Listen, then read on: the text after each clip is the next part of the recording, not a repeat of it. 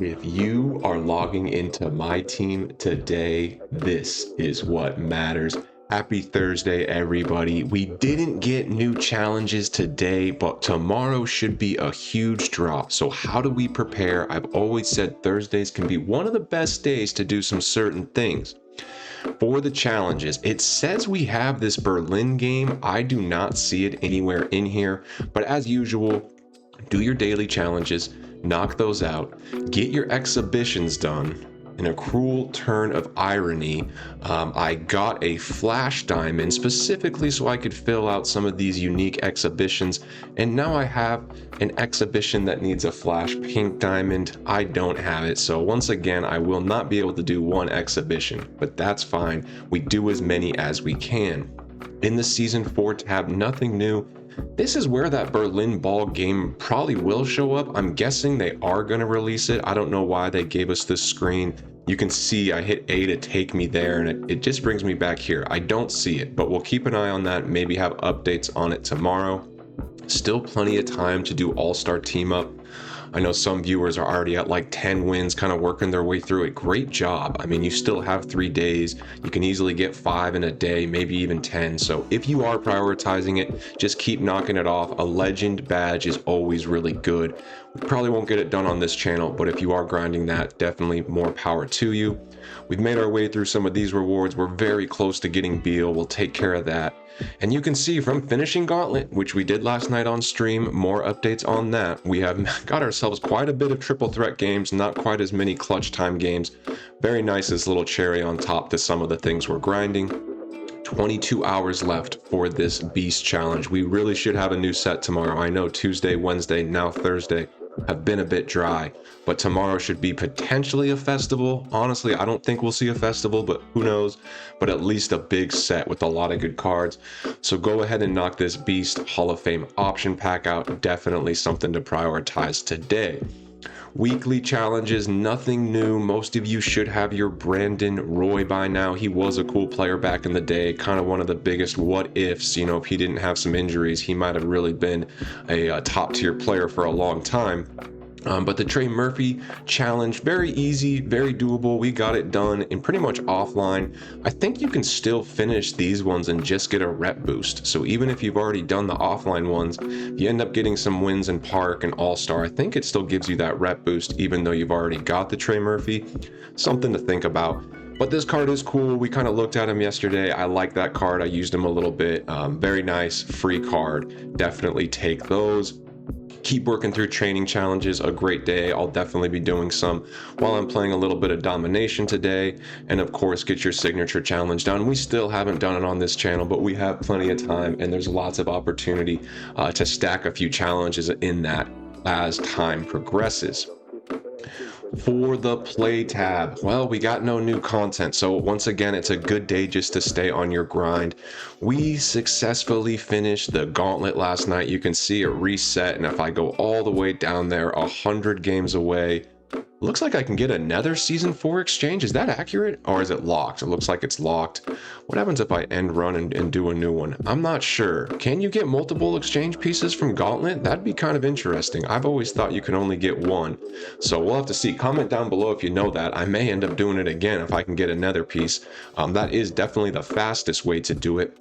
Though traditional breakout is not a bad idea. Hypothetically, you might be able to get a pretty cool card from you know, the new update. I know they're rare, but if it did happen, that'd be a huge W. So keep grinding through these. I might be playing a little Park tonight. We have some lineup updates, some new cards that I do want to show you guys.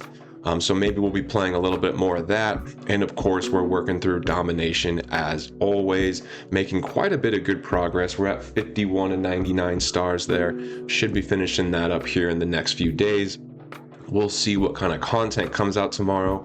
They have not updated King of the Court rewards, so that will be, you know, we'll get the rewards and really the opening of the weekend King of the Court competition in the same day. So I think they usually give it to us a little earlier, you know, give it us a day or two to see what it will be, but looks like they haven't updated rewards. We'll see what they are for this week.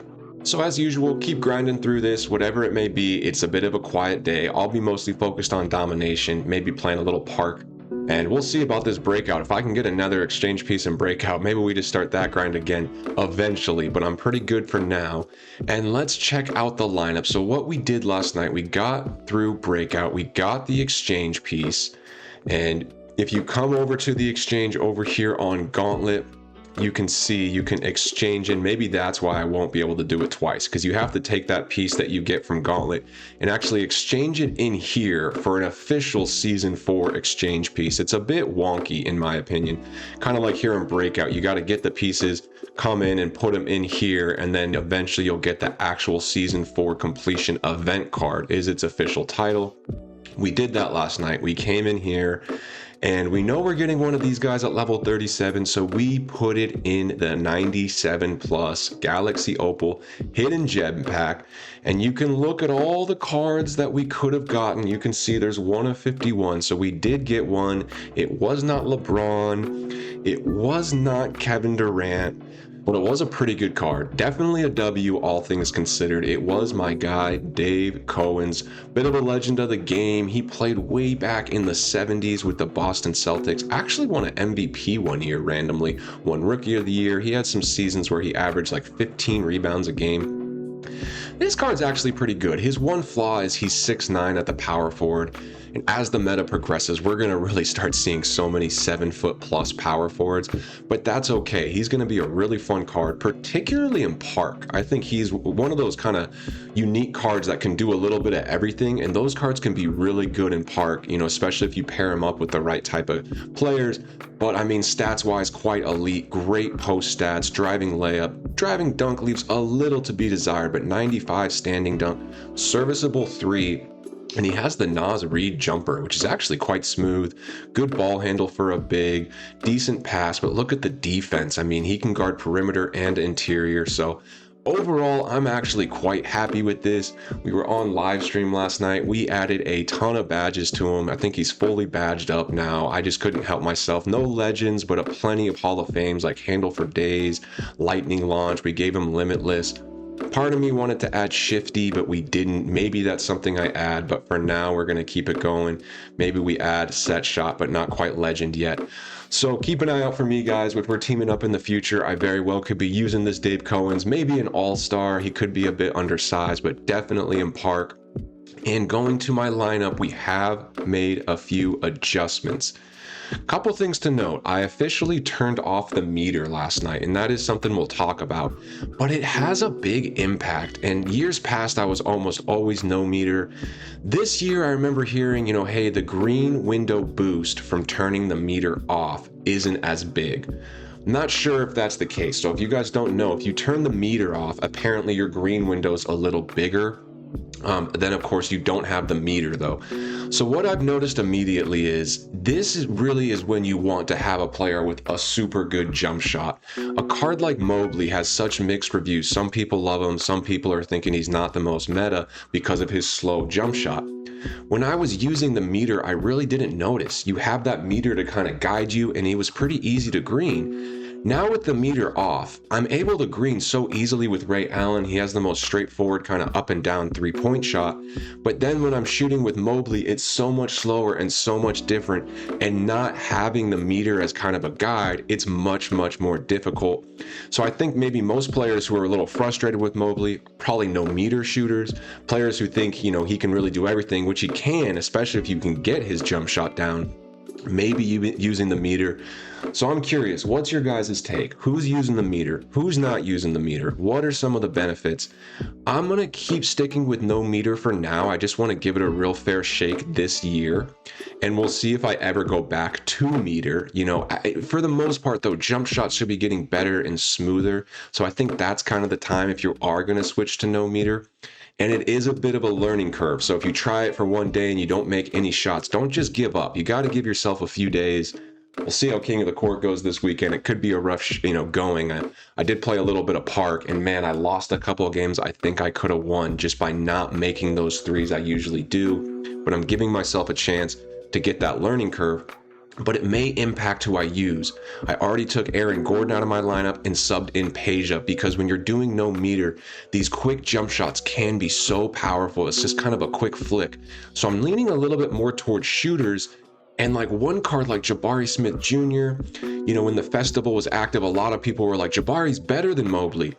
And the truth is, stats and badges wise, you know, he's not. Mobley's a better card. He's bigger, he's faster, he can do some things Jabari can't. But Jabari's jump shot is so smooth, really, really smooth, and it's very easy to green, where Mobley's is not. So if your play style is just finding open shooters and making quick threes, then Jabari is much, much better for you. So now that I've turned the meter off, I might be leaning into a bit more of like a shooting focused lineup. This Dave Cohen's, he shoots pretty good. It's kind of tough to green, but I recommend a couple things. One, as always, have fun with your lineup. Keep mixing and trying. We bought this Eddie Jones. We got a really good deal on him. What I'm thinking with my lineup is I'll be getting Russell, I'll be getting Jaden McDaniels. There's two key holes right now. One was shooting guard, and Eddie, you know, he's only 60K, 70K MT, so not necessarily elite. A bit of a holdover. We'll see if I maybe get an elite shooting guard in here. But I really need a center. I have super good power forwards. I technically have 4 good power forwards. Dave Cohen's, Jabari Smith, Evan Mobley, and Chris Bosh. Those guys are all really power forwards. I need some true centers, you know, like an Ayton, but maybe a little better. So I think for my team, eventually I need to pick up a really good center. And there's a bit of a dryness in centers right now, which I will touch on later as well. But yes, I want shooting guard and center to kind of round out this lineup. But I like where we're at now. This is likely what I'll take into King of the Court. Maybe one more purchase. We shall see. So what I was recommending, 1, have fun with your lineup, mix it up a little bit. 2, pop over to Customize HUD. If you're Customize HUD, a lot of you probably already have, but if you haven't, play around in here. All these things kind of matter. For sure, turn your shot feedback on, all shots. If you want it somewhere else, that's fine. I like it top center. I want to see it right away. Definitely keep that on. And if you want to turn on or off the meter, here's where you do it. I recommend keeping it on for layups. You're going to want it for the floaters. Free throws is dealer's choice. Some people don't like it on because it shakes in key games or in like those clutch moments. I kind of like it because every free throw is so different. But if you've locked in on your lineup and you know all your guys' free throws, you can turn it off. But if you want it on or off for shots, this is where it is. You can do it right here. So play around in the Customize HUD. You can set your green. You know, I just switched it to party time. I think before it was like flame. I kind of like flame. This goat scares me a little bit, you know, so I'm going to keep it party time. Anything you want, you know, play around in this. There's a lot. We don't need to go through everything, but be comfortable with that. And then the other thing to do is, and especially on a day like today, a little bit quieter, come into the Training Hub. This is a tab we haven't been much on this channel. Training Hub, freestyle, bring your best lineup. And this is where you can practice with no meter or meter. And when I get a new card, sometimes I'll come in and just turn the meter on just so I can see his exact jump shot. But if you want to just practice with no meter, this is where you do it. You can actually access that customized HUD right here in the training. And so we can see with a guy like Mobley, it is a bit slower. And for tempo shooters, I really do recommend you learn tempo because it will increase the number of shots you can make almost by 50%. Because if you don't green it, you can still tempo time it. But we're going to look at a guy like Ray Allen, who just has pretty much the smoothest jump shot in the game, in my opinion. It's like right when that ball's on top, all you have to do is just flick it up. It is so quick. I can green that shot so consistently. When you switch in a guy like Mobley, it's just significantly different. And that's why I like this Jabari Smith. He's just so smooth. Right when that ball's on top, it's just very clear when that green is. So we'll see. It really may impact the different type of cards I use, because if you have a smooth, consistent jump shot, it's going to elevate them to a whole nother level. This Dave Cohen's, I'm having a bit harder time greening consistently, at least on the timing. So we'll see, but definitely come in this mode. The point of it is this is the best place to practice shooting, and I recommend you go to your CPU sliders and turn it up to Hall of Fame. Pro doesn't do it justice. Hall of Fame is what Park is on. So come in here, set the slider to Hall of Fame, and even if you're shooting with meter on or off, you know, either one, it's a great place just to practice shooting. And you can see once I go to Hall of Fame, a little more difficult, and I'm just trying to find that green window for Cohen's. In my opinion, it's not quite as smooth as my guy like Ray Allen, who of course, you know, is one of the best shooters in the game. let's give Peja a shot. You know, I'm thinking I'm going to use Peja more than Gordon because Gordon has that super slow jump shot, and you can see a true shooter like Peja, he's just going to come in and just knock shots down really consistently. And that can be a huge game changer. We've all played those games where you're just missing your open threes. I mean, making open threes in 2K absolutely is the difference between winning and losing in so many games. So whatever you're most comfortable with, I do recommend you try one or the other. And if you've already made your mind up and you say, hey, I'm a no meter shooter forever, great. This is a good place to practice. If you're on the fence, have some fun, particularly in here. Set your sliders to Hall of Fame and spend 20 minutes. Some guys every day, they're in here getting shots up every day before they hop online or start playing. But just a pro tip there, couple things to check out. One, your lineup, keep tinkering. Two, do check out that customized HUD or customized HUD. I think it's a good screen just to make sure that you're fully comfortable. You can even do things like your different types of shot meter. I like it large so you can really see it, and you know, whatever you're comfortable with. And then three, be comfortable going into that training hub. You can even practice plays, all sorts of cool stuff here in that tab. So little pro tip from Guru on that one. Nothing really new in the exchange. We already kind of touched on it. It's really just that season 4 exchange piece right now. Maybe we get a wild gem exchange later on. It won't be tomorrow, but tomorrow we could see a festival. I'm not expecting it, but we could. Nothing really new in the pack market. Super packs are still alive. Market's still going strong, and we'll definitely talk about it today. But yes, you know, nothing really new here. I'm building up some VC. If anything, I would save for like a 10 box, which would be next season. But I'm gonna wait. Maybe at the end of the season they drop a 30k VC 95 plus pack or something cool like that. For the auction house, lots of room to move and groove, and here we are. We're on Thursday. It's still a little early in the day. I'm making just some random little purchases I think I can get profit on, and we've done a couple things. One, I'm buying Eddie Jones. I think he's hit his low, and I've seen all these pink diamonds from past sets go up, so I bought a couple Eddie Jones, one to use, one to flip. So today's Thursday, which means tomorrow we get a new set, which means at some point today on Twitter, 2K is going to release who it is. If it's a big set, if it's a big name, which it should be, there's some big cards we're kind of missing right now. Who knows who it's going to be, but if we get a big drop released, tonight we could see some prices drop. Thursday night is one of my favorite times to shop. So if there is a card that you're eyeing tonight after the leak, if we're expecting a big drop, some people may be panic selling. Today's a decent day to shop in general. Of course, the most recent set, these beasts, I'm already making quite a bit of purchases. I have Eddie, I have a couple Aldamas, I have all three of these amethysts now. I think I've gotten at pretty good prices. Renaud is staying really close to 12 and 13, so I'm trying to get him under 10. I think he goes up a bit when he leaves packs just due to scarcity. AO is much cheaper. I'm bidding on him really 5k and under. He's, you know, selling at like 6. You can see I have an active bid there for like up to 5k.